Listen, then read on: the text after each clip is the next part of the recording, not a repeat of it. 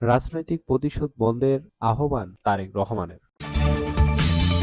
পতনের আগেও ৬০,০০০ কোটি টাকা ছাপায় আওয়ামী লীগ সরকার, প্রেস সচিব। গরুর মাংস আমদানি হবে আত্মঘাতী সিদ্ধান্ত, বললেন প্রাণী সম্পদ উপদেষ্টা। সর্বশেষ জানাবো, রাজধানীতে কিশোর গ্যাংয়ের ৭ সদস্য গ্রেপ্তার। এতক্ষণ শুনছিলেন শিরোনাম, এবার বিস্তারিত। নিয়মিত সংবাদ পেতে চ্যানেলটি সাবস্ক্রাইব করে রাখুন। ফেসবুক থেকে দেখলে অবশ্যই পেজটি ফলো দিয়ে রাখবেন নিয়মিত সংবাদ ভিডিও পেতে। রাজনৈতিক প্রতিশোধের বন্ধের আহ্বান তারেক রহমানের। বিএনপির ভারপ্রাপ্ত চেয়ারম্যান তারেক রহমান বলছেন, সত্যের সৌন্দর্য হলো অবশ্যই ষড়যন্ত্রের উপর বিজয়ী হওয়া। সত্য আমাদের আস্থা দেয়, শেষমেশ ন্যায় ও ন্যায্যতা বিজয়ী হবে। রাজনৈতিক প্রতিশোধ গ্রহণের অবসান ঘটাতে একত্রিত হওয়ার আহ্বান জানিয়ে তারেক রহমান আরো লিখেন, ইতিহাসের নতুন একটি অধ্যায়ের সূচনা করি, যেখানে রাজনৈতিক পার্থক্যের কারণে কোনো ব্যক্তির জীবন বা পরিবার ধ্বংস হবে না। আমরা প্রতিজ্ঞা করি, আমরা গণতন্ত্রকে সমর্থন করব, যা বিশ্বাস, আস্থা এবং মর্যাদার বৈচিত্র্য সমৃদ্ধ। গণতন্ত্রই বাংলাদেশের জনগণকে নির্বাচনে অংশগ্রহণের মাধ্যমে তাদের নিজস্ব ভাগ্য নির্ধারণের ক্ষমতা প্রদান করবে।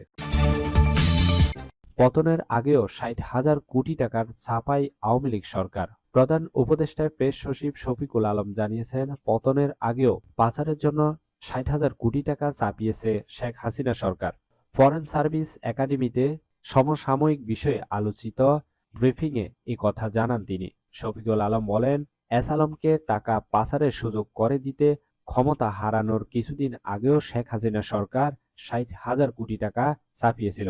শেখ হাসিনার শাসনামলে দেশে মহাচুরির চিত্র তুলে ধরা হয়েছে অর্থনৈতিক অনিয়মের শ্বেতপত্র প্রণয়ন কমিটির প্রতিবেদনে।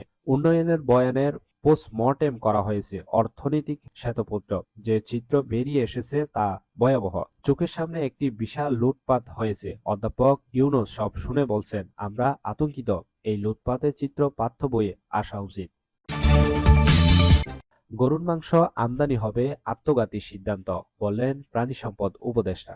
মাংস আমদানি আত্মঘাতী সিদ্ধান্ত হবে বলে মন্তব্য করেছেন মৎস্য ও প্রাণী সম্পদ উপদেষ্টা ফরিদ আক্তার।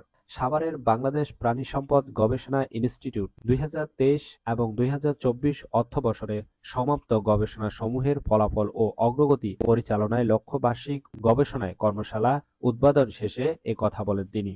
দেশে গরুর মাংস চাহিদা অনেক আছে, কিন্তু দাম একটু বেশি। তাই অনেক দেশ বাংলাদেশে গরু রপ্তানি করতে চায়।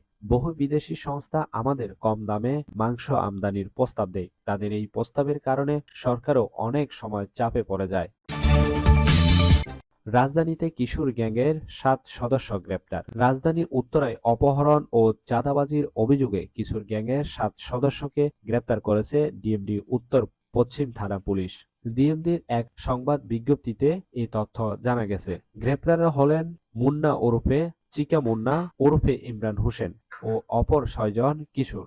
ডিএমডি জানিয়েছেন, গত ১২ নভেম্বর রাত আনুমানিক ১০:৩০টার দিকে মামলায় বাদী সাখাওয়াত হোসেন ও তার বন্ধু মোহাম্মদ আলমগীর হোসেন জমজম টাওয়ারের সামনে থেকে হাউস বিল্ডিংয়ে যাওয়ার জন্য অটোরিকশা নেন। তখন ওই স্থান থেকে আটককৃত একজন কিশোর হাউস বিল্ডিংয়ে যাওয়ার কথা বলে তাদের সঙ্গে একই রিকশায় ওঠেন। তারা উত্তরা আধুনিক মেডিকেল কলেজের সামনে পৌঁছালে আটককৃত কিশোর বাদী ও তার বন্ধুকে কৌশলে ৭ নম্বর সেক্টরে লেক ড্রাইভ রোডে শুটিং হাউসের পেছনে নিয়ে যায়। ধারালো চাকু দিয়ে হত্যার ভয় দেখিয়ে তাদের কাছ থেকে ২টি মোবাইল ও নগদ ১৯,৬০০ টাকা ছিনিয়ে নেয়। এই ছিল এখনকার সংবাদ। নিয়মিত সংবাদ পেতে চ্যানেলটি সাবস্ক্রাইব করে রাখুন। সজীব চৌধুরী, বাংলা নিউজ 24।